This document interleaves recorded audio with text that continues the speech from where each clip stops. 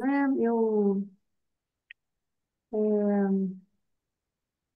Então, oficialmente agora, eu gostaria de dar boa noite a todos. Hoje é com muita alegria e gratidão que nós estamos recebendo Itamar Cardim, e também Silvia Lobo, né? O Itamar é autor do livro A Marcha do Silêncio. Então, Itamar, seja muito bem-vindo. Cadê ele? Cadê Aqui, Itamar? obrigado, Itamar, Cacilda. seja muito bem-vindo. Silvia, seja muito Obrigado. bem-vinda novamente aqui Obrigada. conosco. Meu nome é Cacilda, eu sou da diretoria do GEP Marília. E essa atividade é uma atividade com a Comissão de Biblioteca, cuja coordenadora é a colega Ângela Jimenez, né? Que vai coordenar o evento hoje. Então, eu gostaria novamente de agradecer, né? E tenho certeza que vai ser uma noite muito produtiva, com pessoas que a gente gosta muito, né? Então, eu vou passar a palavra para a Ângela, que vai coordenar a nossa reunião, tá bom? Obrigada, Obrigada, Cacilda. obrigada a todos, viu? Isso. Então, eu sou Obrigada. a Ângela, né? Faço parte aqui da Comissão de Biblioteca, né, do GEP, e é com muito prazer e satisfação que estamos recebendo o Itamar, que, né, vai falar sobre o livro, e a Silvia Lobo, que fará os comentários, né? Então, nós vamos também contar com a colaboração do Sidney, né, do Neto, assistência técnica. Depois da fala, né, do Itamar, né, eu vou apresentar a Silvia, ela também vai ter o tempo para os comentários. Depois nós vamos abrir, né, para que a gente possa conversar, trocar as ideias, né, com o autor do livro que está aqui, com a Silvia, né? Então, o Itamar Cardim, ele é jornalista, formado pela Casper Libero, trabalhou em grandes veículos da imprensa brasileira, como Grupo Estado e Abril, e passou boa parte dos últimos anos dedicado ao projeto que resultou na criação de seu primeiro livro. Durante esse período, foi selecionado por uma bolsa de criação literária da Biblioteca Nacional Funarte. Passo então a palavra a Cibele, que depois ela passa ao nosso autor do livro, né? Ok. Boa noite a todos. É, a Ângela está passando a palavra para mim, porque atualmente eu tenho a função como presidente do GEP, então estou encarregada de dar as boas-vindas para os nossos convidados. Eu vou me dirigir primeiro ao Itamar, depois à Silvia, depois o pessoal aqui da biblioteca. Então, Itamar, muito prazer em conhecê-lo. Prazer, Sibeli. Os meus cumprimentos pelo seu corajoso trabalho. Eu li esse livro em vários momentos, às lágrimas, mas eu consegui chegar até o fim e queria te dizer assim que nos comove muito saber que Henri Silva Gomes, aos 16 anos, tinha tanta vida pela frente. Em seus sonhos, ele queria ser jogador de futebol, gostava de um bonito corte de cabelo, como vocês falaram, desconfiado e o preferido das meninas. Ele representa a história de muitos brasileiros, tal como ele, né? E só não há um silêncio total a respeito dessa brutalidade, porque há pessoas como você. Então, muito obrigada, Itamar. As suas palavras diminuem a nossa covardia.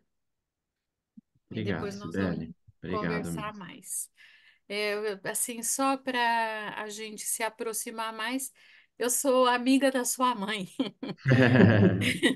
de muitos anos, viu? E eu acho, tenho Muito muita bom, admiração pela família de vocês, viu? que bacana. Silvia, ô Silvia, eu me tornei sua fã incondicional pelos trabalhos que você apresentou aqui o ano passado. Muito obrigada pelas suas vindas aqui no GEP, viu? Nos honra muito a sua presença. Eu aprendi muito com você o ano passado, com seus trabalhos. Tive a oportunidade de dizer isso a você. E você, como Itamar, entra nos assuntos árduos que às vezes a gente deixa na superfície. Vocês aprofundam. Muito obrigada pela presença de vocês. E eu também queria agradecer a Ângela pela coordenação que ela tem feito aqui na biblioteca, junto com a Maria Angélica, a Ana Laura. Vocês estão fazendo um trabalho maravilhoso e que o GEP precisa muito desse trabalho de vocês. E obrigada pela presença de todos aqui, né? E agora eu vou passar a palavra para o Itamar para que ele possa apresentar o livro e nos contar também sobre essa experiência tão rica da escrita. Eu imagino que foi um período assim fundamental na sua vida, mas a gente vai ouvir de você. Claro. Então, é com Bom, você. obrigado, Cibele. Boa noite a todos. Queria agradecer muito ao JEP pelo convite. Fico muito honrado, muito feliz de estar aqui e muito contente em ver essa abertura da gente poder debater um tema que é tão importante para a nossa sociedade, para o nosso país. Então, obrigado mesmo pelo convite. Agradecer especialmente a Ângela também, com quem eu tive contato direto pelo convite, que estamos conversando aí há alguns meses, enfim, muito contente. Bom, como eu até conversei com a Ângela, acho que a dinâmica é muito bacana. Eu vou mais apresentar o livro mesmo, contar um pouquinho do processo, tá? Acho que bem brevemente, depois passar para os comentários da Silvia, e aí eu acho que vamos para o bate-papo, porque o legal mesmo, acho que é que esse coletivo é sempre gostoso, né? A gente poder trocar, é, poder escutar, então acho que muito legal a proposta de vocês, inclusive. Bom, esse livro, tá? Ele teve início em 2008, a ideia dele quando eu vi uma notícia na Folha de São Paulo que contava do primeiro júri dessa mãe. E essa mãe tava lá uma notícia de jornal contando a história dessa mãe, que ela teve um filho morto numa troca de tiros com a polícia. E aí ela passou anos investigando por conta própria porque ela não concordou. Falou, é impossível que o meu filho tivesse trocado tiros com a polícia. Como assim? Meu filho não era traficante, não tinha por que estar lá. E ela, por conta própria, investigou trabalho de, parece até um filme policial, aqueles filmes norte-americanos policiais que vai atrás. A hora que eu olhei, eu falei, isso é um filme, né? E até que ela conseguiu provar o que de fato tinha acontecido e que o menino tinha sido executado, que ele não era traficante e que a polícia matou a execução, não numa troca de tiros. Então eu vi aquela notícia e pensei, isso dá um livro, né? O famoso dá um livro. Desde que vi, fiquei uns 2 anos me preparando para contar essa história em livro. Na época eu trabalhava no Estadão até e pedi demissão por conta desse livro.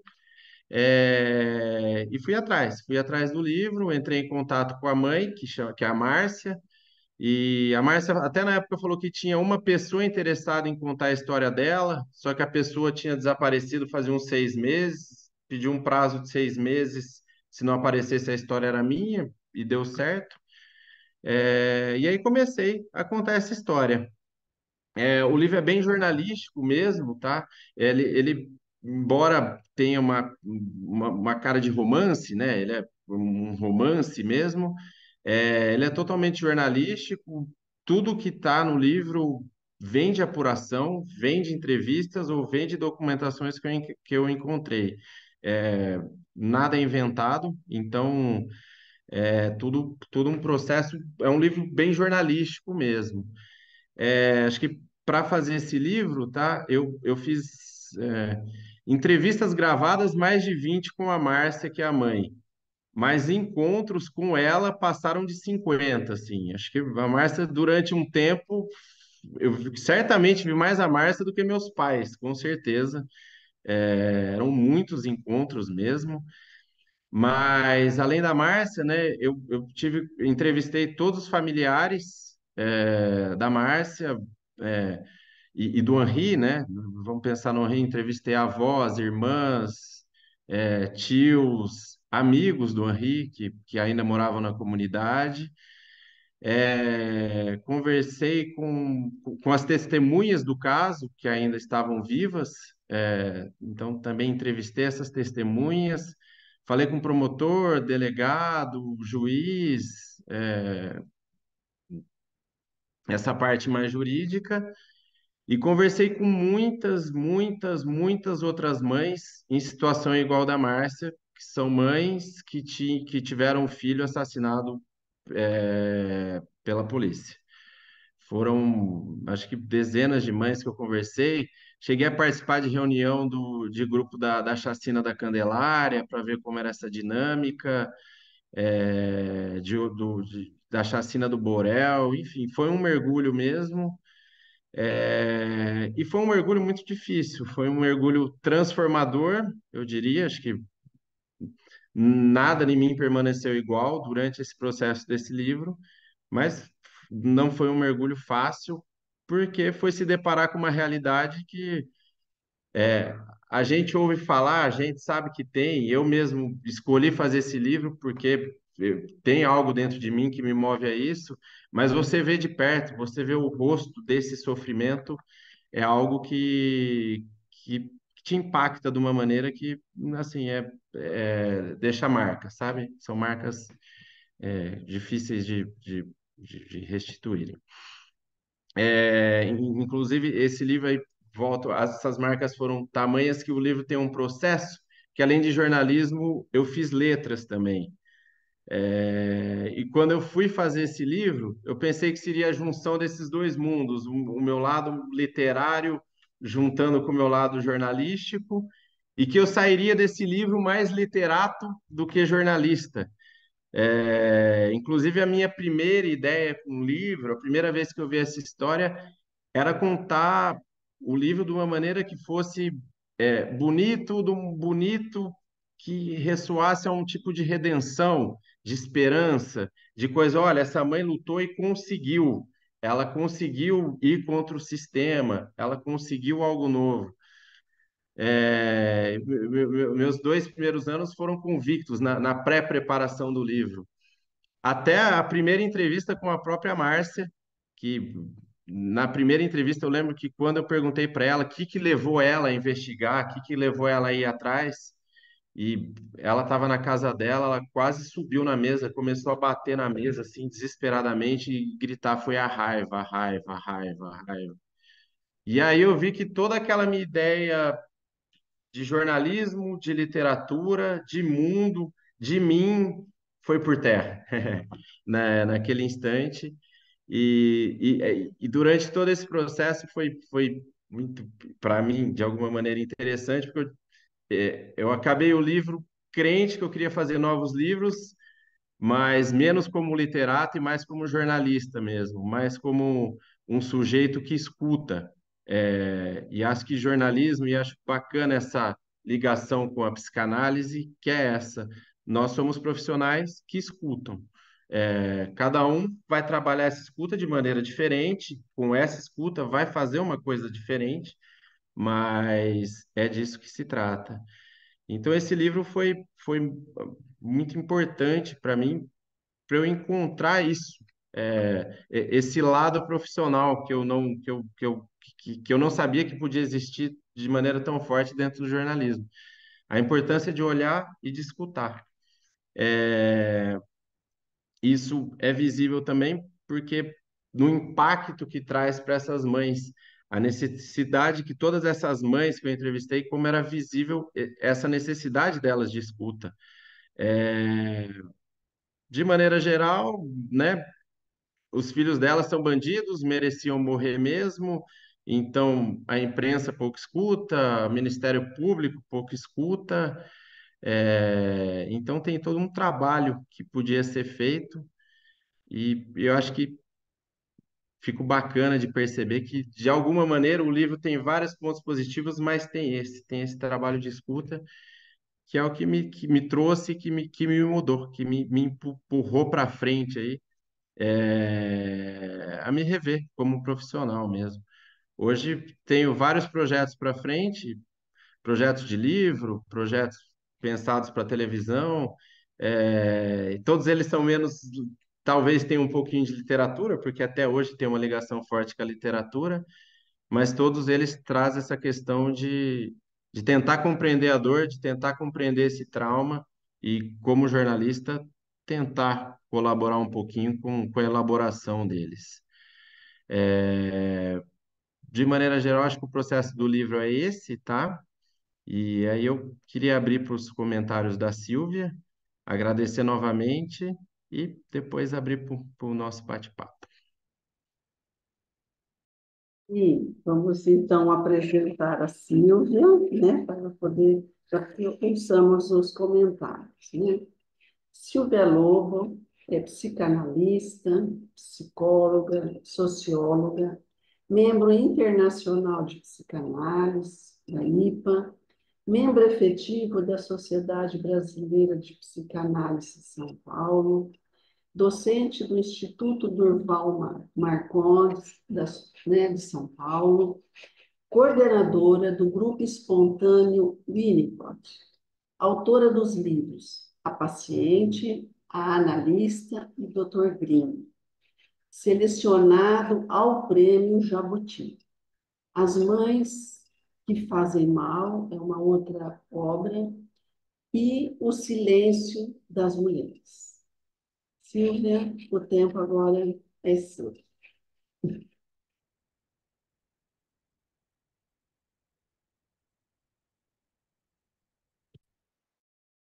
Silvia, pode ativar o som. Está sem som.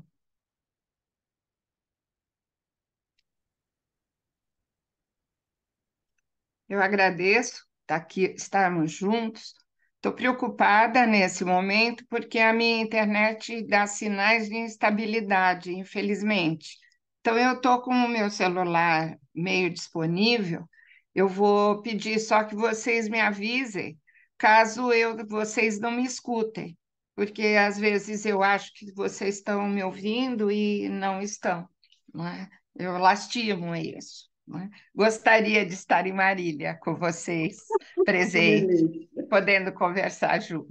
Mas isso pode acontecer, né, Cibele, né, Cacilda? Muito bom. Então, vamos lá.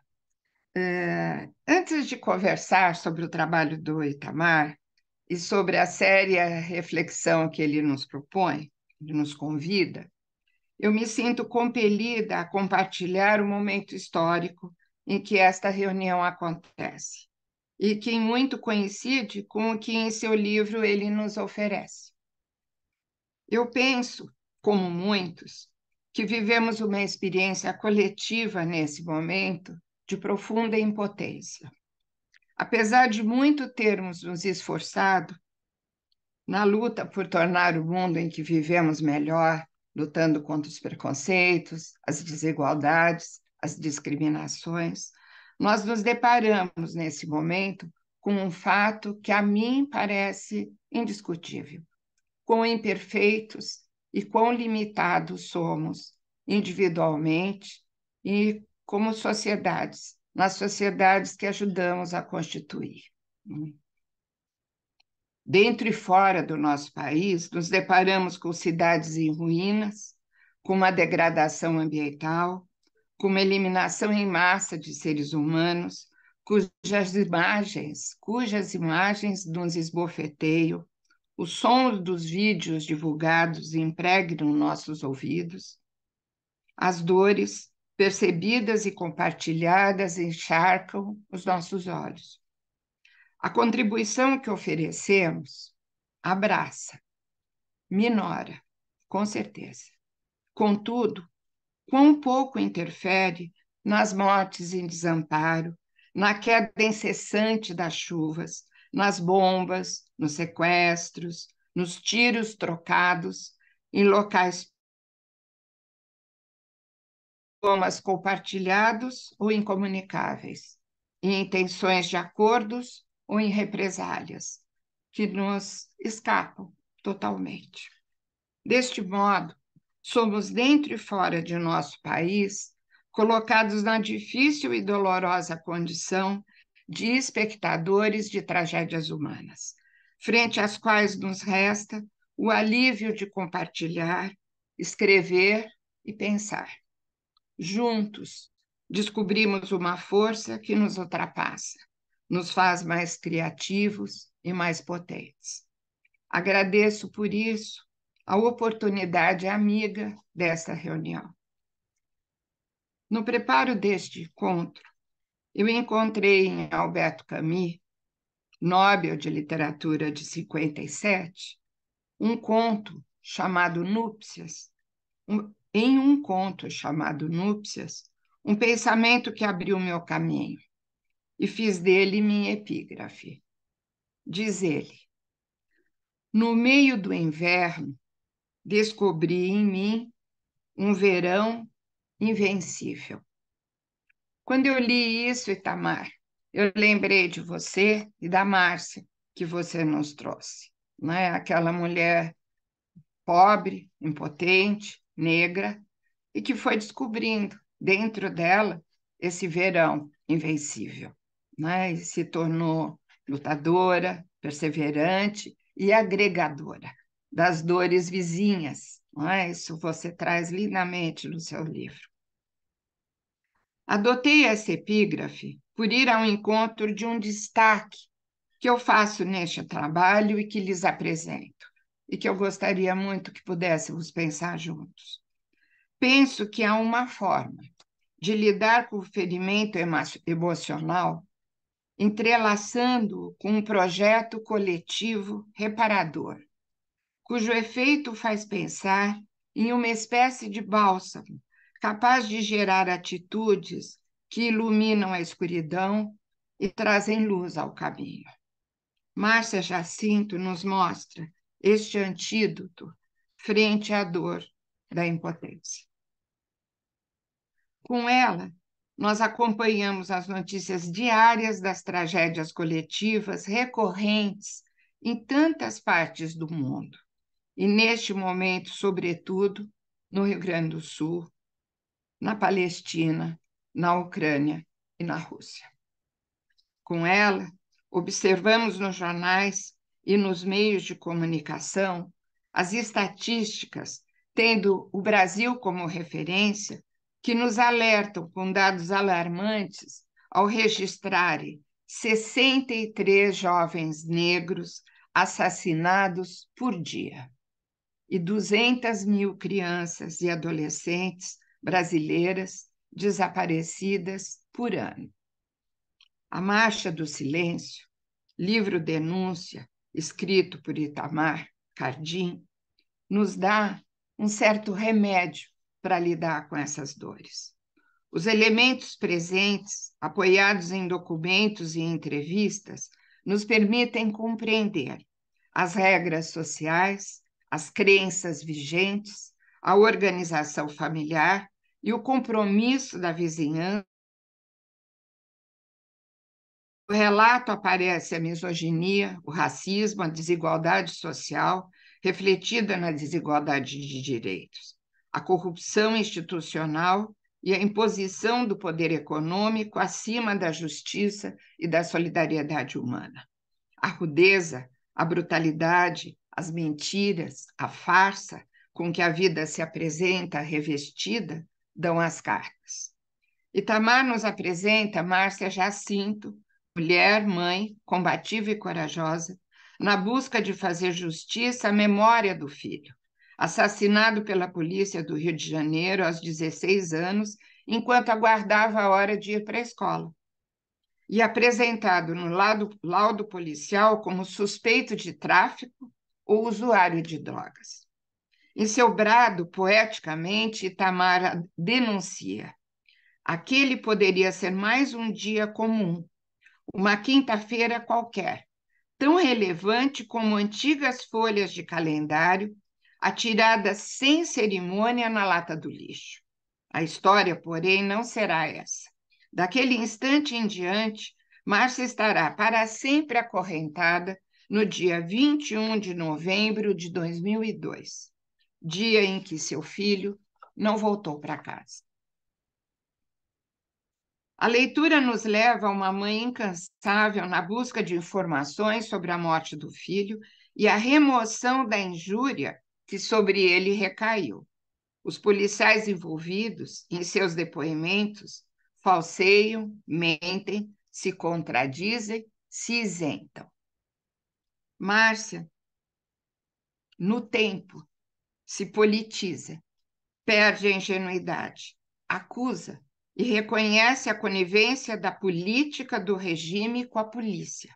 Márcia mobiliza mulheres mães que também tiveram seus filhos mortos no arbítrio e na impunidade, que as faz assinalar que a polícia mata e o judiciário enterra.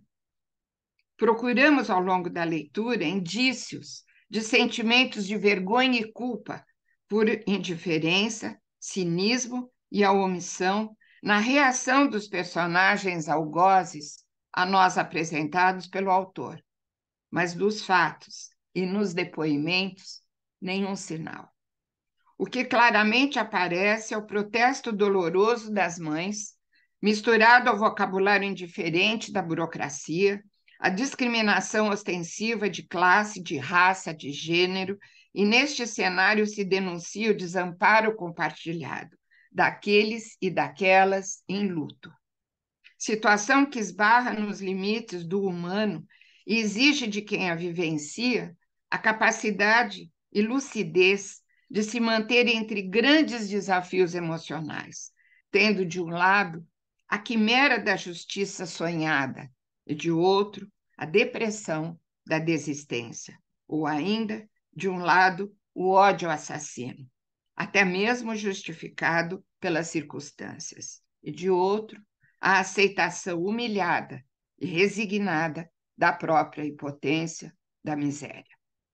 Encontramos ao lado de Márcia Jacinto, mãe negra, pobre e carioca, o registro de outras mães, nem todas negras, nem todas pobres, nem todas cariocas e nem todas brasileiras, algumas enlutadas por assassinato, outras por rapto e ainda outras por doença. Mães cuja dor compartilham na distância e no reconhecimento da tragédia comum. Antes de Márcia, sabemos que mães e avós perderam filhos e filhas com menos de 30 anos e netos bebês, alguns ainda não nascidos. Isso aconteceu, por exemplo, com as mães da Praça de Maio, na Argentina. Isso aconteceu com Zuzu, quando perdeu Stuart, aos 25 anos. Isso aconteceu com Lucinha, quando perdeu Cazuza, aos 32 anos. Isso aconteceu com Glória, quando perdeu Daniela, aos 22 anos. Outras mulheres perderam os filhos antes e depois de Márcia. E podíamos perguntar que estas mães e outras mães, no anonimato, puderam fazer denúncia e buscar justiça, corpos, dignidade e consolo. Algumas desistiram, outras não. E aquelas que não desistiram, e esse é um ponto que eu gostaria de chamar a atenção, criaram movimentos, aglutinaram mães, aglutinaram homens, aglutinaram autoridades, recorreram ao Estado, buscando, através de um movimento coletivo, uma expressão das dores e da injustiça e das perdas que sofriam. Dentre essas mães, Algumas se negaram, portanto, a permanecer invisíveis.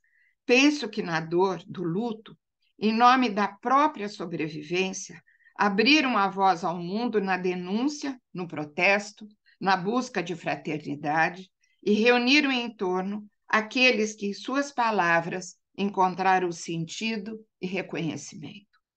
Mulheres que, no protesto, na denúncia da dor pessoal, se transcenderam e passaram a ocupar o espaço público na defesa de uma causa em nome delas e de muitos. Na fala de Márcia, isso bem aparece. Diz ela: abracei essa causa porque não sou mais eu, não é mais Henry, são Henrys, são Márcias, muitas Márcias. Na inconformidade, buscar o alívio na liderança de projetos relacionados aos filhos que perderam. Mas, afinal, vocês poderiam me perguntar, qual o sentido dessa retrospectiva? Qual o sentido de reunir todas essas mães? Eu penso que essa reunião nos leva a refletir. Mencionamos mulheres, mães dedicadas a uma causa, que em suas falas colocaram ao lado da dor do luto algo simbólico, que lhes devolveu força e lhes restituiu a presença dos filhos perdidos. Iniciativa que fez a mágica de afastar a ideia da morte e lhes permitiu continuar a viver. Daí a epígrafe deste trabalho. No meio do inverno, descobri em mim um verão invencível. A morte de filhos é considerada responsável por uma qualidade de dor de tal grandeza em sua profundidade, incredulidade e inaceitação, que tem a condição singular, da qual nós já ouvimos falar, de ser inominável. Sim, não há um nome a qualificá-la. Conhecemos viuvez, orfandade, divórcio, exílio, desterro, mas não há nome para a perda de quem foi gerado, ao vazio, inclusive semântico. Um tipo de perda, uma devastação emocional frente à morte, que faz querer morrer. Em atenção a isso, salientamos a movimentação destas mulheres pelo fato de serem elas as que mais se destacam em dar visibilidade à inconformidade diante de algo inimaginável no afeto e na sucessão geracional. Filhos não morrem antes que os pais. E se por uma trama nefasta do destino, por um jogo errático e incompreensível, essa lei é rompida, o caminho de resgatá-la e reafirmá-la é que pais morram junto com os filhos. As mães enlutadas expressam uma combatividade frente ao assombro e à violência com que a perda dos filhos se deu. Na luta, o afeto ferido busca a reparação e sugere que a dor se transforma em potência, a vingança em confronto, o vazio preenchido na militância, busca o resgate da dignidade tão necessário no sentir humano, o que nos permite pensar que esses movimentos criativos, fruto da combatividade destas mulheres enlutadas na condição de mães, ressoam como gritos de sobrevivência. Há, porém, nessa retrospectiva, uma notável ausência. Trata-se da discrepância de visibilidade das mães em relação aos pais, frente à dor do desaparecimento dos que puseram no mundo. O que nos faz perguntar: por que ouvimos e vemos o movimento, sobretudo das mães? Onde ficam os pais na perda dos filhos? Como manifestam sua dor? Onde guardam seu desespero? Sabemos, vez ou outra, de pais inconformados pela perda dos filhos, pais que conhecemos pessoalmente ou que a mídia nos traz, como aparece no registro comovente do artista uruguaio Carlos Paes Vilaró, que há 52 anos atrás se mobilizou e ergueu a voz ao mundo na busca de salvar o filho, Carlito, de 18 anos, perdido na cordilheira, e resgatado vivo como mostram esses filmes que já passaram na Netflix e passaram no cinema. Em suas palavras, aparece um depoimento comovente. Diz ele: por 72 noites contemplei a lua, nas noites insones e agônicas, em que busquei, sem descanso, informações, pistas e ajuda por todo o tempo em que a aeronave permaneceu desaparecida. Imaginava, no limiar da insanidade, que meu filho estaria também olhando a lua. E talvez, por esse meio, pudéssemos nos comunicar e ele não desistisse de viver. Não ignoramos que pais e mães sofrem pela perda dos filhos, e cada um a seu modo se dilacera entre a impotência e a ira, como nos diz Márcia Jacinto. A observação, porém, sugere que homens e mulheres tendem a lidar com esse doloroso dilema de modo diverso.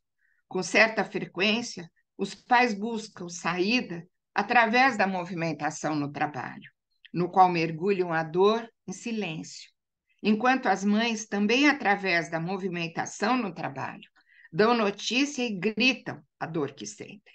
Sabemos o quanto a cultura vigente, por meio dos códigos sociais e dos preconceitos, influi e configura a expressão dos afetos. Antes, muito, hoje menos, mas ainda.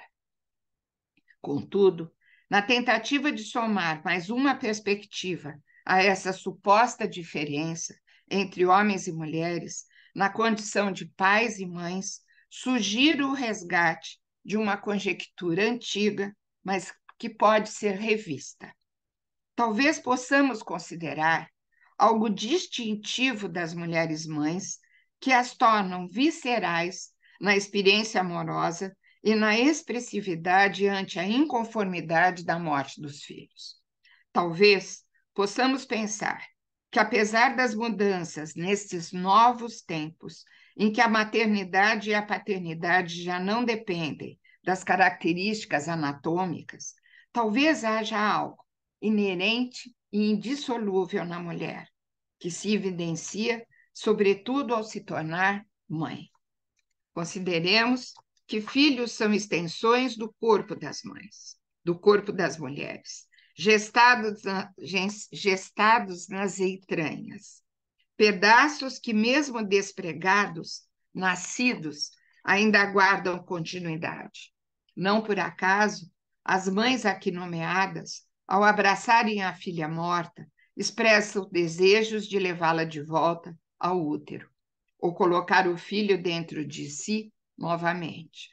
Assim, é experienciado pelas mulheres a vivência mágica e preciosa de dar vida a um novo ser dentro do seu corpo, perceber que se constitui, que se alimenta nela, dela, e chego mesmo a dizer por ela. Ver que cresce, que passa a ouvir, a sentir, ganhar vida.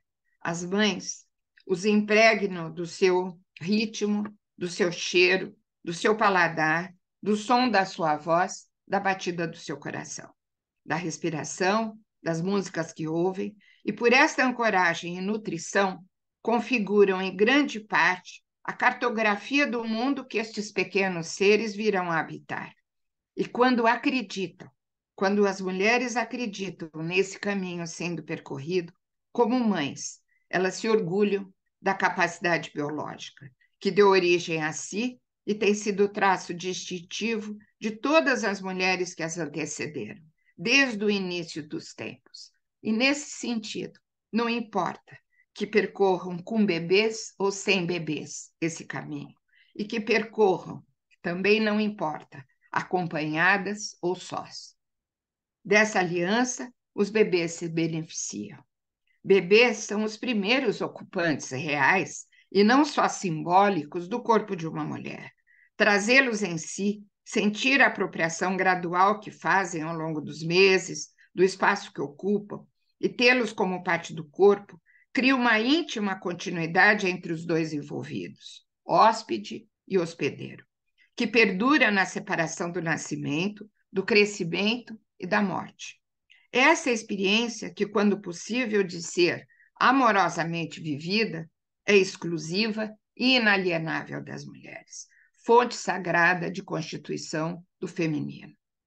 Donde pensar que, por mais que homens possam ser capazes de cuidado e afeto na relação com os que puseram no mundo, por mais que as manifestações de feminilidade e masculinidade circulem entre os humanos, cada vez mais associadas entre si e livre dos estereótipos, são as mulheres, quando emocionalmente identificadas como mães, aquelas cujo amor aos filhos se apresenta comprometido com a própria sobrevivência. Não estendemos essa conjectura indiscriminadamente e entendemos que há exceções. O amor aos filhos pode variar pela capacidade amorosa individual de pais e mães, e, de fato, há dentre as mulheres, como mães, aquelas que fazem mal, como tanto tenho escrito. Contudo, reconhecemos que o vínculo arcaico com a mãe, ainda que possa ser um pântano mortífero, do qual devemos nos libertar, pode também ser, antes de tudo, uma doação, que faz possível transmitir o sentimento de vida, o desejo de viver. As mulheres que aqui aparecem, as mulheres que Itamar apresenta, aparecem e representam, as mulheres que aparecem, representam multidões de mulheres que expressam que mãe difere de pai na devoção para os seus filhos. A disponibilidade de devoção é espontânea, preparada desde antes do nascimento dos bebês, contida na intenção e disposição de uma mulher para carregar e cuidar de uma outra pessoa. A devoção implica em abrir mão de si mesmo, passar por cima das próprias necessidades para atender às necessidades de um outro. Sei que encontramos secularmente esse dito no noticiário, na literatura, na música, na poesia, hoje em dia até com uma certa ironia. Mas no correr dos tempos, tendemos a considerá-lo como propaganda falsa, como um clichê a serviço da idealização da maternidade, do aprisionamento das mulheres, da clausura de mulheres dentro da casa sem poder ter acesso ao trabalho, ao prazer, à sexualidade, a si próprias. Neste momento, sugiro que talvez seja assim, mas talvez não seja. Proponho pensar, terminando, portanto, na maternidade, dotada de um valor não mais mítico, não mais bíblico, não mais ideológico, mas o valor provindo do reconhecimento do desejo, criador e vital. Sermos justos com a mãe é reconhecer nela uma hospitalidade sem possessão que o desenvolvimento necessita, o desenvolvimento humano necessita. Dar à luz a um filho, levá-lo nas entranhas, alimentá-lo com o próprio corpo, supõe já, desde o princípio, perdê-lo, reconhecê-lo, tendo seu próprio coração, e gerá-lo como alteridade. Valor que ultrapassa a influência da cultura, dos padrões sociais e de toda a representação naturalista, pois o alimento do qual se nutre a vida é o desejo. Gestar contém o desejo do outro, pelo outro. Desejo que não valida a mãe como rainha do lar, nem como responsável privilegiada pela prole, mas a legitima como a provedora na sociedade de novos cidadãos, movida por desejo e liberdade na escolha da maternidade, que cria a sucessão das gerações, a renovação da força de trabalho e a possibilidade de um mundo melhor. O que coloca as mulheres na família e na sociedade em uma condição de respeito e gratidão, no exercício de ser mãe e cidadã. E nessa tomada de consciência, dar-se conta de que tornar-se mãe, mais do que uma decisão pessoal, é um compromisso ético e coletivo. Este pode ser um novo lugar da maternidade, ao cair por terra o mito da idealização. Esse é o lugar que Márcia Jacinto ocupa na companhia de Itamar, na nossa companhia também. Muito obrigada.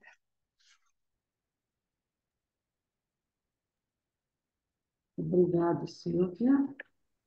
Então, agora vamos passar, né, a nossa conversa, aproveitando o Itamar, a Silvia. Então, está aberta aí para quem quiser estar conversando com o autor, com o comentário belíssimo da Silvia, comovente, tocante. Muito bem.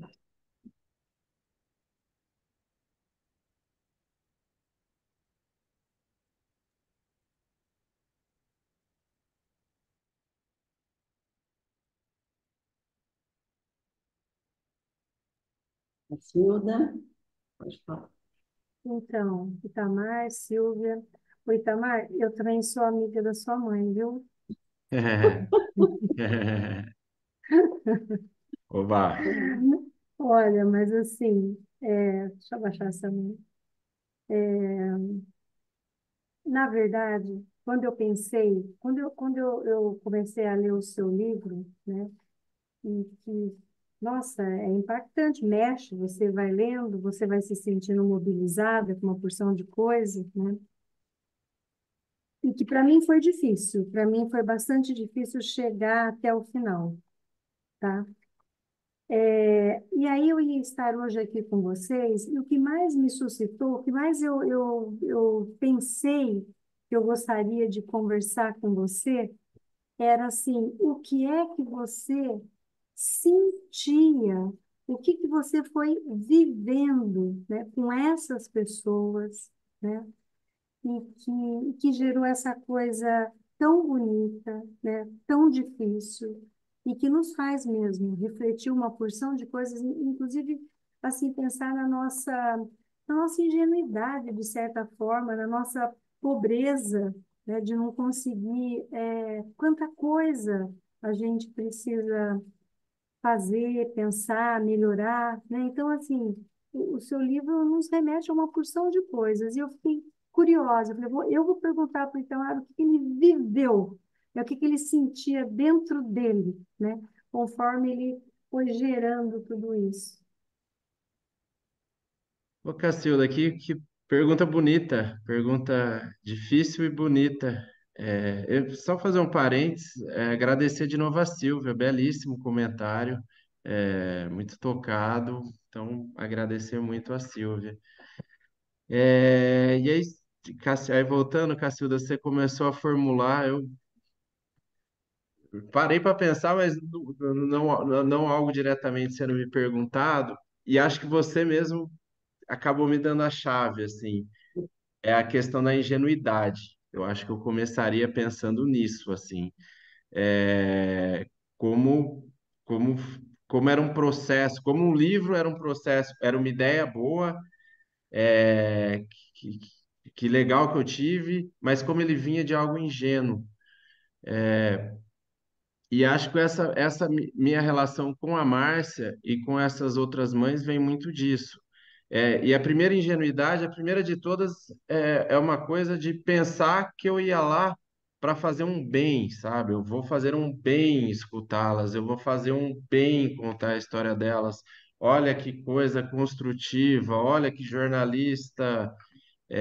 Não, sabe? Não, né? É uma relação recíproca. Ela não é de um sujeito com objeto, é uma relação entre dois sujeitos. E acho que começar a perceber isso no processo do livro foi, um, foi uma das coisas mais transformadoras da minha vida. Que é essa quebra de ingenuidade que, de maneira geral, a gente tem dentro do nosso mundo, né? A gente enfim, lidando, pessoas que estão na periferia, pessoas negras, a gente tem que ajudá-las, mas espera aí, será que elas não podem ajudar um pouco a gente também? Será que não pode existir uma relação de troca? E acho que boa parte do livro se trata disso, assim, não muito nas entrevistas. Por isso que eu disse no começo que eu saio querendo fazer novos livros pelo processo de escuta, e menos pelo processo da literatura, porque é isso, é um processo enriquecedor, é mútuo. é algo coletivo, sabe? A Silvia tocou um pouco nesse ponto também de como essas mães entram em processos coletivos. Como hoje no mundo a gente está precisando de processos coletivos para enfrentar toda essa barbárie que a gente está sendo assolado, barbárie climática, é guerra de novo, é fome de novo, é genocídio de novo. Então, essa sinalização de algo que não é só o eu, sabe? A gente é o outro, é a gente, somos nós. E todo esse processo levou a um processo de busca mesmo, interno, de questionar as certezas que eu tinha. Hoje, 10 anos depois, né, eu consigo formular, bom, eu quero continuar fazendo isso pela escuta um pouco, mas foram 10 anos até chegar a esse ponto de eu ter um pouquinho é, de certeza desse caminho. Certeza não, mas um pouco mais claro, vai. E acho que aí tem até uma relação, que você perguntou desse processo, que me veio agora, nunca tinha parado para pensar também, mas esse processo, né, de quebra de ingenuidade, de percepção do outro e de uma busca interna, de um refundar interno, que é um pouco da linguagem do livro também, né? O livro, no fim das contas, ele tem hora que ele adota uma linguagem mais documental, de ofício, de burocrática, de direito. Tem hora que ele na linguagem, ele vai brincar um pouco. Eu falei do romance policial norte-americano. Nossa, mas o que será que aconteceu? Tem hora que é muito sentimento, né? Que é uma linguagem que vai mais para uma coisa mais buscando a sensibilidade mesmo. E nada disso foi muito pensado, assim, acho que é uma linguagem do livro que acaba refletindo uma busca que todo esse processo me criou, sabe? É, eu estava buscando algo e a linguagem do livro me ajudou a buscar esse algo, assim. Então, eu acho que é mais ou menos isso, assim, não sei se eu te respondo exatamente, mas acho que o processo é meio esse, assim, foi isso. Eu fiquei pensando, desculpa só falar mais isso, Tamara, porque você traz essa coisa, né, que a quebra da ingenuidade, porque você começa a se... o eu e o outro tem o que nos ensinar, né? O outro vai sempre nos... uma coisa É muito forte isso. da raiva, né? Aquela pulando em cima da mesa, né? E raiva, raiva, Exato, de raiva, bater né? na. É, E é, é, e é isso, eu acho que a ideia é parte de não ver o outro só como objeto, sabe? é, Mas de uhum, como complemento, somos de relações, é, troca. E ensinar, ensinar e mesmo coisas básicas, né? É, a força da Márcia, essa é uma força que assim não tem como você não aprender com ela, uhum, e ensinar coisas básicas. Enfim, é, a gente precisa trocar mais, sabe? A gente, de maneira geral, o mundo em que a gente vive hoje, a gente vive na nossa caixa, né? Do é. eu, preso internamente dentro da nossa correria, dentro do olhar para si. A gente precisa mais desse olhar para o outro, mas com o outro, né? Que seja o outro como sujeito mesmo, não só Uhum. como objeto. Obrigada, viu, Tamara? Eu queria agradecer você, viu, Silvia? Eu também sempre gosto de te ouvir, mas sempre que eu te ouço, o que eu mais ouço é quando você traz a questão do feminino. Acho que isso está gravado mesmo dentro de mim, porque você, no final da sua fala, no transcorrer da fala, né, você traz uma coisa da mulher, né? E do sentido das coisas para a mulher, né? Que é diferente do homem. Foi assim que eu te ouvi. Eu te ouvi falando de todas as atrocidades que nós estamos vivendo hoje, né? Rússia, Sul, dessas tragédias, né? Mas eu fiquei pensando, né, o quanto que é importante esse valor, né, dessa voz feminina que tem raiva, né, e que vai em busca de alguma coisa, e o quanto que a gente precisa, o quanto que a gente aprende com isso, né? A raiva nos ensina coisas, porque a gente precisa buscar coisas. E essa é uma condição da Márcia, né? A Márcia traz isso, né? Acho que isso também mobiliza no Itamar esse desejo de escrever, de continuar, de buscar. Então, era isso, Silvia, eu queria te agradecer também. Obrigada, Cacilda. Eu as conversas que eu tenho com você, as conversas que tem sido possível ter com os grupos de Marília, têm me feito pensar também muito. Elas trazem essa troca que o Itamar menciona dele com a Márcia, nossa, na, na sinceridade com que nós nos defrontamos com as nossas dificuldades que são recíprocas, não é? De estar no mundo, de lidarmos, termos o nosso ofício, né? E, e uma coisa que eu fico pensando, são duas no que você traz, pegando um pouco carona nisso da pergunta que você fez para o Itamar e o desenvolvimento que vocês deram para essa reflexão. Eu fico pensando que a raiva a gente poderia, assim como a Melanie Klein inaugura a onipotência de vida, a gente podia pensar numa raiva de vida e numa raiva de morte, não é? E a raiva de vida, ideologicamente, assim, dentro do mundo, através da educação dos pais, eu tenho a impressão que ela é permanentemente bombardeada, como se a raiva e a violência ficassem confundidas. Então, é como se houvesse o exercício de amansar, de nos amansar, de amansar as crianças, para que elas possam conterem uma força de vida que vem da indignação, que vem do protesto, que vem da denúncia. No livro do Itamar fica claro que para ele poder abraçar essa causa, ele teve que usar a indignação para poder dar luz ao protesto que a Márcia trazia, não é? E é muito interessante ver como a Márcia oscilou ao longo do livro, eu tive essa impressão, Itamar, entre ela desistir de si e ela se tornar combativa de novo. Quantas vezes no livro você descreve que ela cansou, que ela ficou cansada de lutar por ela, de fazer aquelas inúmeras palestras que ela foi convidada a fazer para contar de novo, e de novo, e de novo o que tinha acontecido com ela, não é? E como ela cansava, se recolhia, se resignava, e depois ela de novo. Para vocês terem uma ideia, a Márcia se tornou advogada ao longo desse processo. É isso, não é, Itamar? Isso. Ela chegou a fazer um ano de direito, mas aí ela desiste também por, por conta de, enfim, ela estudou e viu que a Constituição garantia tudo que não aconteceu com o filho dela. Aí ela achou meio irônico demais e desistiu de continuar. É.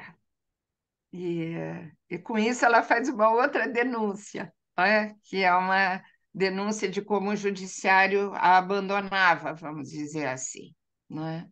Então, eu penso que a questão da feminilidade é uma questão importante na minha história, na minha reflexão, mas eu fico muito preocupada, Cacilda, em separar a feminilidade, que eu fico procurando o que é da mulher, o que é genuíno, da feminilidade que nos foi ensinada e que acaba virando um clichê de feminilidade. É como se eu lutasse o tempo todo para separar uma coisa que o Winnicott fala, que eu acho belíssima, que ele diz da importância de separar o efêmero do eterno. Não é? Então, isso é quase para mim um norteador do meu raciocínio, onde eu busco o tempo todo onde está o efêmero, onde está o eterno, onde está aquilo que vale, onde está aquilo que está escondido e que tem muito valor. Não é?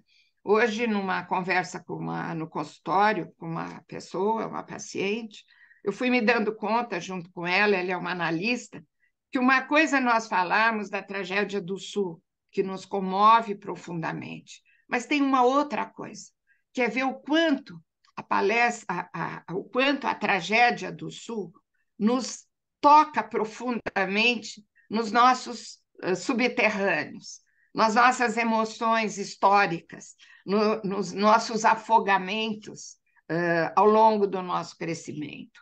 Assim, o quanto os impactos que nós vivemos do lado de fora repercutem dentro de nós, nos naufrágios, na miserabilidade que nós guardamos dentro de nós. Então, essa checagem entre a desgraça de fora e a desgraça de dentro, entre a dor de fora e a de dentro, me parece que faz parte do nosso ofício. Não é? E nesse caso que eu estou descrevendo, não me parece que é o efêmero e o eterno. Nesse caso, é aquilo que tem a ver conosco como seres sociais, como cidadãos fraternos, e aquilo que tem que ver conosco como seres tragicamente envolvidos numa trajetória, como crianças, como adolescentes, onde estivemos à mercê de pessoas das quais dependemos profundamente e que nos causaram dores que nós precisamos olhar, até para podermos nos defrontar com aquilo que vem de fora com maior generosidade e com maior sinceridade também. Né? Mas, enfim, eu agradeço você ser minha parceira aí e valorizar aquilo que a gente pode trocar, Cacilda. Muito obrigada.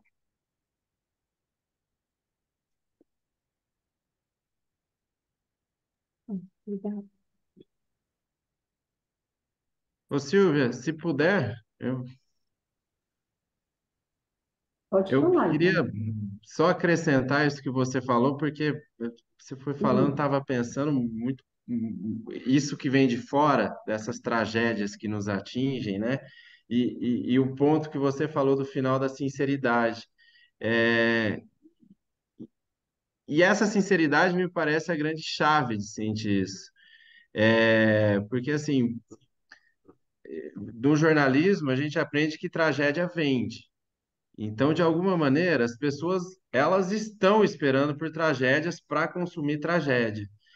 E aí tem uma psicóloga e artista, a Grada Quilomba, não sei se vocês já ouviram falar, Uhum.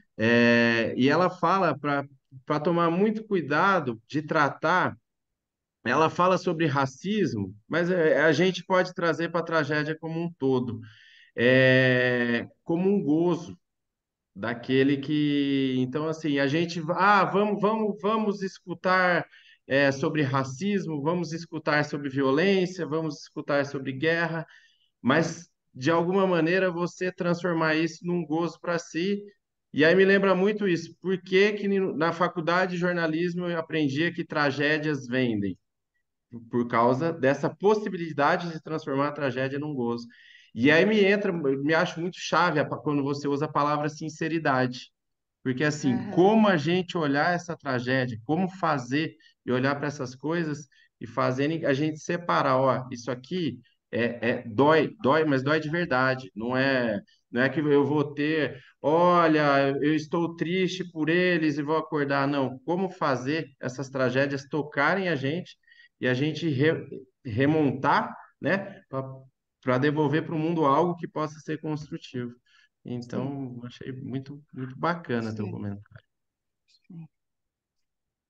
Elaine, pode falar. É, acho que assim, a gente teve algumas oportunidades de Itamar, 2 ou 3 oportunidades de falar, mas de fato aqui, para mim, Marília, é um lugar assim que eu gostaria muito que isso tivesse acontecido e aconteceu. Eu agradeço a Ângela essa oportunidade, né? E a todas Sim. vocês que são amigas mesmo, né? Então, eu estava assim o tempo todo pensando em toda essa vivência que ele teve, o quanto foi transformador para nós como pais.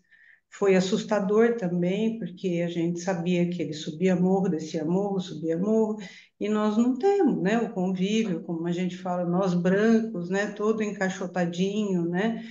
Então foi um período difícil, a gente não tinha tanto, nem lembro se tinha celular naquela época, que eu me lembro dele ligar a cobrar.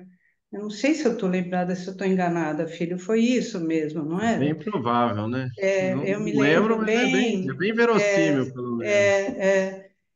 porque eu me lembro bem que uma das vezes a minha nora, que na época era namorada dele, estava com a gente aqui em Promissão, e ele saiu de uma das entrevistas no dia que eles foram visitar o cemitério. E assim, o Itamar é uma pessoa, ele é sensível, mas ele, né, não é bem racional, assim. E aquele dia ele estava muito confuso, né? Se ele tinha ali feito aquela mulher sofrer, ele estava muito confuso aquele dia. Não sei se ele vai lembrar disso, né? A gente desligou o telefone, todos muito mal, mas a coisa que eu tinha certeza, não é isso que vai fazer eu sofrer, porque a escuta, para mim estava claro que a escuta que ele estava fazendo poderia ser colaborar muito nesse processo da elaboração do luto, né? E foi, eu acho que isso também nos transformou por causa da nossa ingenuidade também. Nós fomos uma família, assim, né, que temos lá a nossa área de generosidade, mas que ingenuidade a gente achar que sabe alguma coisa em relação ao que é viver, né, essa realidade. Então, eu queria também falar rapidamente, porque quando ele lançou o livro lá no Rio, a gente subiu no morro com ele, né? Eu, minha nora, meu marido, minha netinha, e aquele dia tinha tido, né, Itamar, um troca de tiros, né, entre o morro e os policiais, é isso? Você Isso. me ajudar. É, E isso. então o Morro do Gambá estava todo, estava com assim, com os policiais ali, nós fomos passando bem quietinho, assim, né?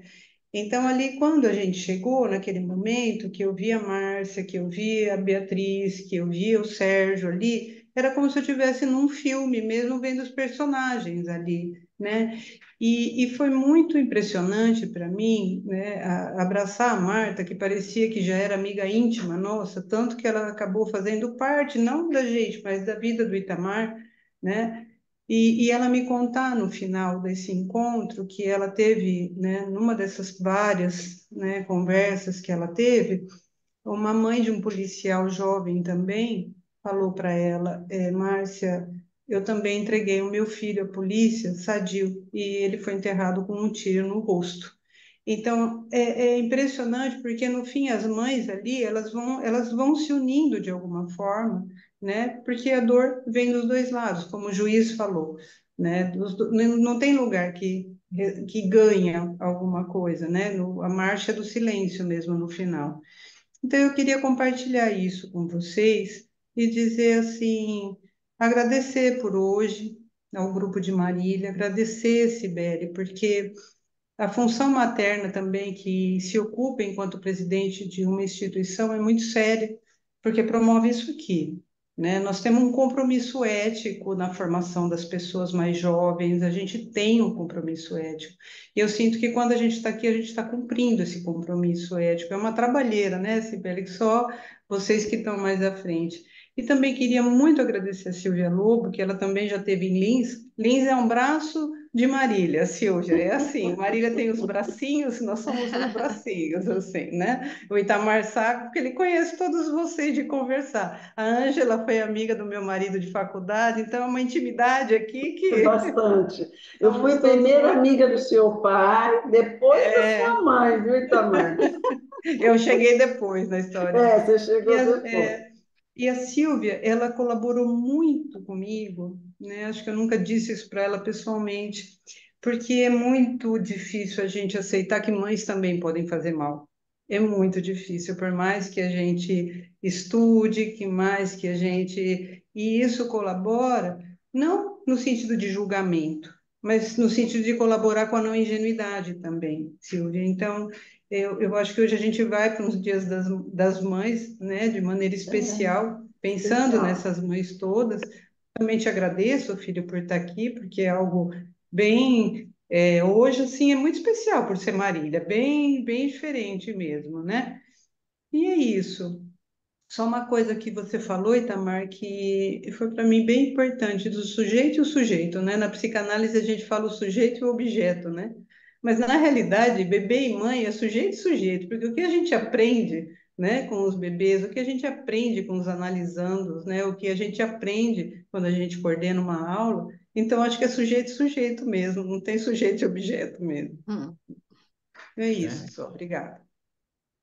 né? E só pegando, a gente aprende isso no jornalismo também, né? Não talvez não nesse termo sujeito-objeto, mas de ter uma escuta objetiva, onde você tem que ser 100% imparcial, neutro e que você trata o outro, é isso, como alguém só que fala, né? Tipo, fala, mas não consegue. Então, é parecido essas linguagens entre a psicanálise e o jornalismo.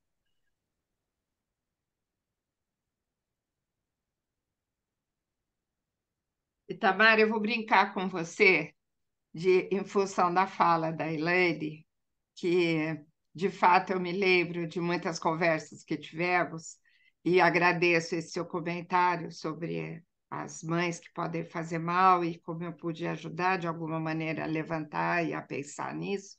Então, vou brincar com você dizendo assim: eu conheço a sua mãe há pouco tempo, mas eu quero te dizer que eu já sou amiga da sua mãe, tá bom? Também sou amiga da sua mãe. Que bom, que bom. Eu gostaria de agradecer também ao Itamar, à Silvia. Fiquei assim, tanto o livro quanto a sua fala, Silvia, me tocou imensamente, né, profundamente, e me fez lembrar hoje de uma reunião de grupo de estudo com o Inácio Paim, que o grupo estava preocupado com o bem-estar do Inácio, né? E da família do Inácio. Aí ele disse assim: Olha, eu estou preocupado com as crianças que os pais estão desaparecidos, né? Milhares de crianças, né? E nós não sabemos se estão vivos ou mortos. Eu estou preocupado que eu tenho condições de sair de Porto Alegre e ir, né, para Santa Catarina. Mas quem vai limpar essa sujeira? Os pretos? Os negros? A classe mais pobre? Para depois a gente voltar para o sul com tudo limpinho, né? Então, foi tocante a sua fala, né, Silvia? Porque, de repente, eu participei do grupo hoje, né? E eu falei, puxa, que ingenuidade da minha parte, né? Quando ele foi falando isso para o grupo, né? Quanta coisa nessa tragédia. Quantas mães que estão com os filhos desaparecidos. E também, acrescentando, né? Eu fiquei pensando por que a Cacilda escolheu o dia 8, né, de maio, porque foi ela que escolheu essa data para a gente reunir o Itamar e a Silvia, né? E olha, as mães, né? Que lindo. Então eu entendi, hoje eu entendi, Cacilda, por que você escolheu essa data, né? Para trazermos, né, o Itamar e a Silvia. Muito, uma reunião muito profunda, muito emocionante, de a gente poder ter a percepção do outro, né? Da dor do outro, né? Então, eu queria assim, agradecer muito, muito ao Itamar, à Silvia, belíssima reunião, que eu penso que ainda bem que ela está sendo gravada, que vai dar para a gente ouvir várias vezes. Antônio?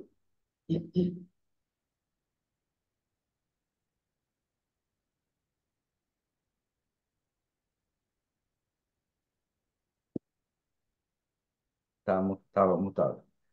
Eu queria, em primeiro lugar, dizer para o Itamar que eu não o conhecia e que, de modo até excitado e contente, entrei nessa reunião. Cheguei umas 8 da noite da Unicamp, mas tinha já esse presente, esse compromisso, e vim aqui pela Silvia, mas, além da Silvia, que já é um presente, eu fiquei muito tocado com a sua fala, ah, comovido. Eu não li o livro, mas já entrei aqui na internet para ver como comprar pelo.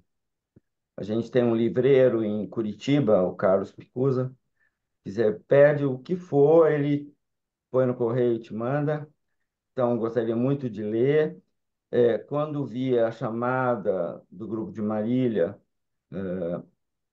vi que o sobrenome da sua entrevistada, da sua parceira, é um dos meus sobrenomes, Jacinto. Falei que é um sobrenome comum em Portugal, talvez possa ter até algum vínculo de parentesco. Mas eu queria fazer um breve comentário sobre duas situações que eu ouvi recentemente, e que me foram evocadas pela fala sua, Itamar, e da Silvia. Uma fala foi, recentemente teve na Unicamp um meeting da WPA, Associação de Psiquiatria Americana, Associação Mundial, desculpe, de Psiquiatria, que tem uma sessão de psicanálise e que é uma coisa estranha, porque é como se a gente tem a psiquiatria e tem um pouquinho ainda de psicanálise, vão dar um espacinho para eles. Mas foi um meeting que foi muito bem aproveitado pelo organizador desse meeting, desse congresso, é o Mário, meu colega na Unicamp. A psicanálise tem morrido dentro das instituições de formação de psiquiatras, enfim, mas a gente vai resistindo, né? Mas nesse meeting eu ouvi uma pessoa que já tinha ouvido falar, que é a Isildinha Batista Nogueira, que é uma brasileira, preta, e eu estou me adaptando a falar preto, porque eu achava que preto era o incorreto, mas parece que o incorreto é negro, então é uma mulher preta que vai para a França nos anos 70 estudar. O Reinaldo deve conhecê-la bem. E ela contou nesse meeting que foi uma experiência, o meeting foi uma experiência muito comovente, como está sendo essa noite aqui, eu vi vocês dois. E ela conta que quando ela foi a Paris estudar, enfim, tentar fazer um mestrado, e ela começa a fazer análise, e num determinado momento o analista diz a ela que ele iria encaminhá-la, ele dá um cartão, diz, olha, esse é o psiquiatra doutor fulano, eu quero que você o procure para você ser medicada, eu acho que você está com delírio persecutório, e aí a psicanálise, nesse sentido, você pode até continuar vindo aqui, eu vou continuar atendendo, mas diante do seu surto psicótico, você tem que ser medicado. E ela conta, de um modo até debochado, que ela deixou o analista, mas não procurou o psiquiatra, procurou um outro analista. E ela conta que o relato que ela fazia a esse analista renomado da França é de que quando ela entrava numa galeria, quando ela entrava na loja da Loduré, quando ela chegava no aeroporto, sempre vinha um segurança atrás dela, alguém revistava a bolsa, é, alguém mexia nas coisas dela, alguém sempre apitava, sempre ela era a única revistada, e ela olhava ao redor, só tinha gente branca, que ela presenciou uma vez uma pessoa branca roubando numa loja, num magazine em Paris, e ela que foi revistada e a mulher saiu com o objeto do roubo, uma mulher loira, branca, enfim. E aí ela diz, de um modo muito consistente, assim, ela diz, esse analista, ele não entendeu que eu não estava persecutória, eu estava preta, né? Então, essa foi uma primeira coisa que eu me lembrei. Isso ecoou assim, era um auditório grande, com 500 pessoas. E aquilo eu falei, nossa, que loucura, né? Ela se dá conta que ela não estava persecutória, ela estava preta, né? E uma segunda lembrança que me veio ouvindo a sua fala tão natural, elegante, ao mesmo tempo sofisticada, mas com uma delicadeza, e a Silvia, que também tem uma textura de voz, uma fala que eu gosto demais, por isso ela é um presente. Mas ouvindo vocês, eu lembrei de uma segunda cena que eu presenciei, que foi um Roda Viva com a Fernanda Torres, a atriz Fernanda Torres, e alguém faz um dos jornalistas faz uma pergunta meio capciosa, aquelas perguntas que o jornalista faz meio para tentar, eu acho que derrubar o entrevistado, acho que tem alguma inveja ali latente. E ele pergunta a ela sobre a questão do lugar de fala, como que uma mulher branca, ela tinha uma responsabilidade muito grande em divulgar os assassinatos da polícia, divulgar as práticas milicianas do Rio, que ela tinha que dar voz a essas pessoas. E ela dá uma resposta muito engraçada, interessante e rica, assim. Ela diz assim: não, eu não tenho que falar por essas pessoas. E ela diz assim: essas pessoas, como o Mano Brown, por exemplo, eles já acharam o lugar de fala deles, eles já acharam. Quem está perdido somos nós. Ela diz assim: é, nós não estamos achados, né? Eles estão achados, eles estão achados. Eu lembrei dessas duas falas, da Isildinha, e da sua fala da questão da ingenuidade, e fiquei pensando, fazendo também um correlato com a cena da psicanálise, né? Da gente ir para ouvir alguém achando que a gente vai, né, transformar o mundo daquela pessoa, que a gente... É óbvio que há uma oferta generosa, e aí talvez uma oferta como é a maternidade boa, né, como é a mãe devotada comum, eu acho que o ofício do analista tem uma parte que é cuidar, e cada vez mais eu acho que a psicanálise se distancia da interpretação e a gente fica como intérpretes ali num cenário, né? Como eu acho que você acabou sendo, mas eu ainda acho, e pegando carona no que você disse e no que a Silvia disse, que por mais que cada sujeito tenha um lugar de fala, e nesse meeting alguém falou para a Isudinha: ó, agora a sociedade de São Paulo está estudando a possibilidade de cotas para candidatos negros, né? Pretos. E ela disse: isso é uma tolice, né? Eu também acho isso uma tolice, porque nada garante que um analista preto escute melhor uma pessoa preta, porque, né, nem que um analista gay escute melhor um gay, ou que uma mulher escute melhor outra mulher, ou que uma mãe escute melhor outra mãe. Por outro lado, eu penso que quando você vai, e você usou um termo bonito e generoso, de reconhecer, eu fui ingênuo, né, achando que eu estava levando a benesse, eu ia ser o porta-voz dessa pessoa, né, e aí você descobre uma mulher indignada, uma mulher raivosa, e eu aprendi recentemente com a Silvia, dentre tantos aprendizados, que existe raiva boa e raiva ruim, morte, até morte boa e morte ruim. Isso eu demorei, confesso, alguns dias para elaborar o conceito, mas você encontra uma mulher com uma raiva boa, né? Uma raiva indignada em luta de alguém. Então, para terminar, para não me alongar muito, eu penso que por mais que cada sujeito tenha o seu lugar de fala,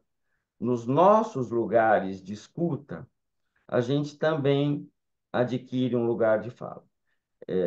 Eu penso que uma relação entre dois sujeitos, como é a situação que você viveu com a Márcia, como é o nosso ofício de analistas, é, nos coloca num lugar em que a gente tem algo a escutar, né? A análise é muito escuta, jornalismo é muito escuta, né?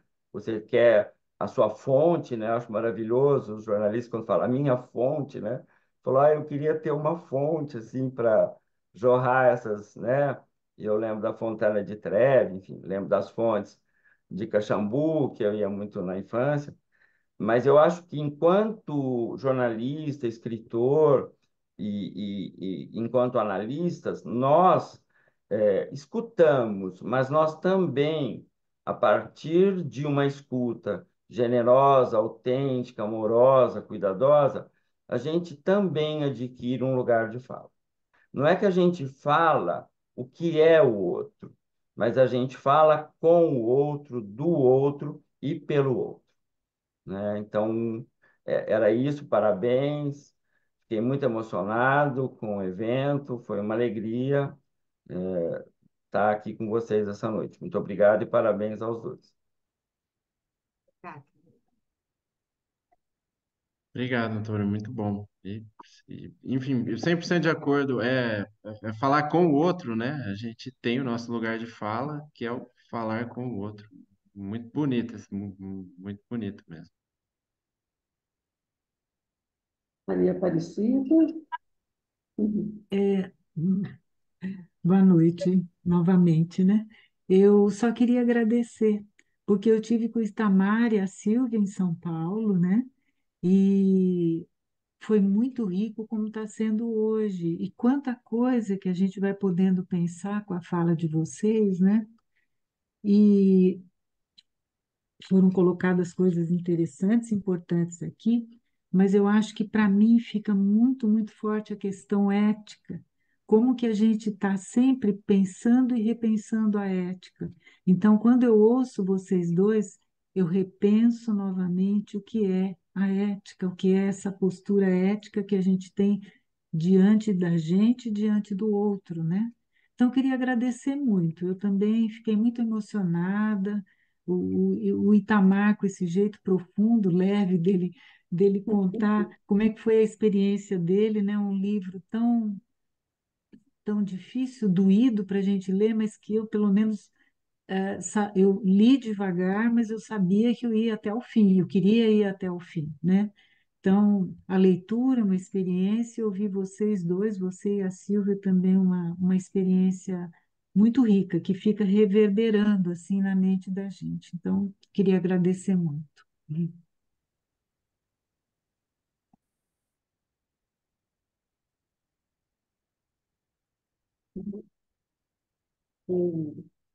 Alguém gostaria de colocar mais alguma coisa? Alguém deixou de falar? Nós estamos aí na hora, né? E eu quero agradecer muito ao Itamar, que tão, me acolheu também com a proposta, o convite, né? A Silvia, sempre um prazer te ouvir, Silvia, né? Incrível. Como você toca, eu digo assim, a alma da gente, né?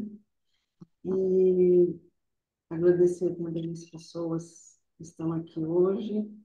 Vou então passar a palavra para a nossa diretora científica, a Cacilda, né, para fazer aí os encerramentos. Obrigada. Eu acho que eu queria, antes de agradecer o Itamar e a Silvia, eu queria agradecer a Ângela, o Jeff de Marília, a diretoria científica, ela então faz essa composição com a comissão de biblioteca. E como disse a Cibele no início, trabalho primoroso da Ângela nesse sentido, né? E agora eu queria agradecer muito o Itamar, que eu não conhecia, só conhecia de longe, né? E depois comecei a pensar no Itamar à medida em que eu lia o livro. Queria agradecer a Silvia, que é uma pessoa que eu acompanho de longe também, mas me sinto mais próxima da Silvia. Então, eu queria agradecer muito a noite de hoje, agradecer as pessoas que estão presentes aqui.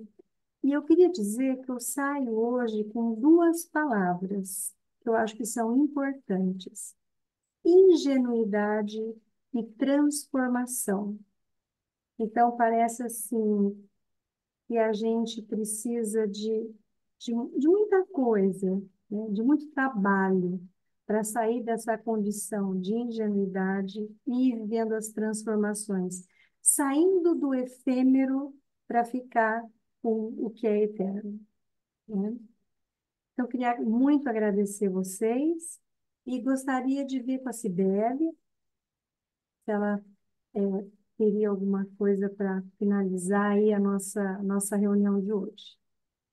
Obrigada a todos. Então, eu acho que eu tenho sim alguma coisa, ao invés de eu agradecer tanto como é o que eu sinto internamente pela reunião, eu gostaria de usar esse tempo, que acho que ainda dá tempo, queria fazer uma pergunta para o Itamar e também fazer um agradecimento para a Silvia. Itamar, você falou que você pediu demissão, né, do seu emprego no Estadão e você foi escrever. E eu fiquei pensando se você recebeu algum tipo de incentivo, que eu imagino que não, porque é um livro que ele é um livro que denuncia, né? E eu fiquei pensando aqui o que que você pode ter vivido nesse tempo e se você não sentiu medo, né? Porque é instigante, né? Depois É, vamos ver.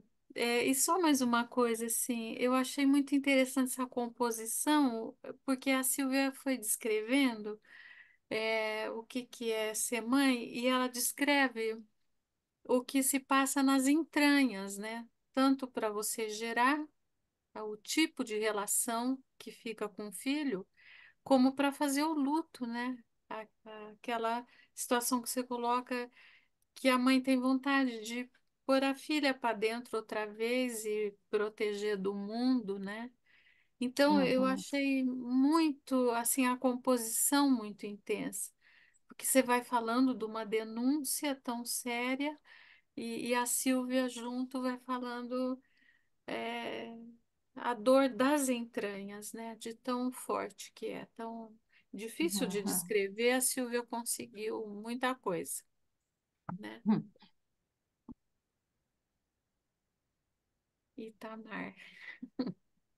bom, Cibele, eu saí mesmo sem. Eu vi a notícia de jornal em 2008 e eu comecei esse livro em 2011. E aí, quando eu decidi que eu ia fazer mesmo, isso por volta de 2009, eu fiquei com dois empregos. Apareceram dois empregos, eu tinha um emprego das 6 da manhã às 11, das 6 às 11 da manhã e outro da 1 às 9 da noite. Então, eu fiquei um ano e pouco, um ano e meio com esses dois empregos, juntando dinheiro para fazer o livro. Só que eu achava que o livro eu ia fazer num processo de 1 ano, 2 anos no máximo, duraram 10. E aquele dinheiro não deu para muita coisa. Aí eu vivia de freelancer mesmo, era uma rotina meio Pesado. caótica, porque É. tinha que ir pro a história no Rio de Janeiro, tinha que viajar, mas, enfim, deu tudo certo. Era um período. Hoje seria mais complicado, hoje eu tenho filha, não seria possível mais aquele mesmo ritmo, mas na época era possível. E sobre medo. Na época, eu não senti, assim, tiveram uma ou outra ocasião lá mais tensa, uma com a polícia, outra com o tráfico, inclusive, mas eu acho que eu estava tão envolvido no É. processo, era algo tão, sabe, estava tão instigado que eu realmente não tinha medo. Hoje, quando eu olho para trás, eu falo, devia ter tido um pouco de medo. O medo, às vezes, ele te traz segurança também. Então, eu olho para trás e falo, faltou um pouquinho. Mas na época, eu acho que era tanto envolvimento mesmo que eu simplesmente ia, não parava para pensar. Mas, assim, durante todo esse processo de 5, 6 anos, foram dois momentos mais tensos que também foram um pouquinho tensos, não foram nada também que Uhum. então, assim, foi, meio que foi Uhum. indo, assim. Só vou brincar um pouquinho, Sibeli. Identificação projetiva maciça, quem sentiu medo era quem Foi a estava aqui, o pai e a mãe. As entranhas. É, tá bem. Eu queria aproveitar esse minutinho final para dizer ainda uma coisa para você, Itamar, que eu fiquei pensando depois da fala do Antônio e da forma como você respondeu a ele sobre o lugar de escuta e o lugar de fala, né? E eu fiquei pensando que o lugar de escuta é um lugar de de muito valor, porque implica em lidar com questões muito importantes dentro de nós, entre outras, o nosso próprio narcisismo, não é? A vontade de fazer o bem, de ser decisivo na história da Márcia, de mudar o rumo das coisas, de contribuir para a história das mulheres enlutadas do Rio de Janeiro, de se notabilizar como jornalista. Então, o lugar de escuta é o silêncio em relação a esses desejos mais efêmeros, mais narcísicos, né? E ainda que humanos, profundamente humanos, e ocupar um outro lugar, que é um lugar onde considera que o outro tem o que dizer, né? Então, nesse sentido, o lugar de fala que aparece nesse lugar de escuta, talvez a gente pudesse dizer que é o lugar de um grito. O lugar de fala que aparece no lugar de escuta é um grito, porque diz para uma pessoa que não tem voz, porque é pobre, porque é preta, porque é favelada, porque não tem lugar para morar, agora parece que melhorou isso, você diz que ela É, conseguiu uma indenização, isso é isso. valioso, mas é onde não tem registro de cidadania, vamos dizer assim. De repente, alguém que é você para quieto e ouve. E quando ouve, você entrega para ela, na sua escuta, um reconhecimento de que ela é um ser humano que tem uma experiência a ser escutada. E isso é de um valor, e isso deve ter tornado possível que a combatividade que ela apresentou ao longo do caminho tenha sido muito, muito influenciada pela sua companhia, por você. Não só por você ativo, por você quieto do lado dela. Não é? Uhum. Então, foi uma coisa linda que você fez. Não é? Obrigado, Silvio. E que lindo esse termo. Eu nunca, o lugar do silêncio, o lugar do grito e o lugar do silêncio. Eu nunca tinha e guardei aqui para usar, para usar não, para pensar, né? Para pensar e para Mas carregar aqui você também. foi inspirador dessa fala, você também é autor dela, né? Ah, Ela é mas nomear sua. é importante, né? Nomear, a gente, como jornalistas e psicanalistas, a gente sabe que nomear é fundamental. Então, Tamar, Silvia, querem fazer eu estou terminando, vou encerrar agora, né? Uma pena, tão gostoso. Vocês querem falar mais alguma coisa? Tamar, Silvia? Eu só posso dizer muito obrigada. Obrigada pela oportunidade, pela conversa, e que nós possamos nos reunir outras vezes. Não é muito Isso, bom conversar dessa maneira. Muito isso. obrigada.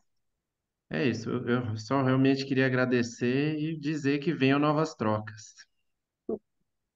Então, o JEP de Marília e região agradece ao Itamar, a Silvia, todos os colegas presentes hoje, e esse encontro, né, que foi um encontro tão agradável, emocionante, para que a gente eternize isso, né, dentro das nossas memórias. Uma boa noite a todos, então. Boa noite. Obrigada. Obrigada.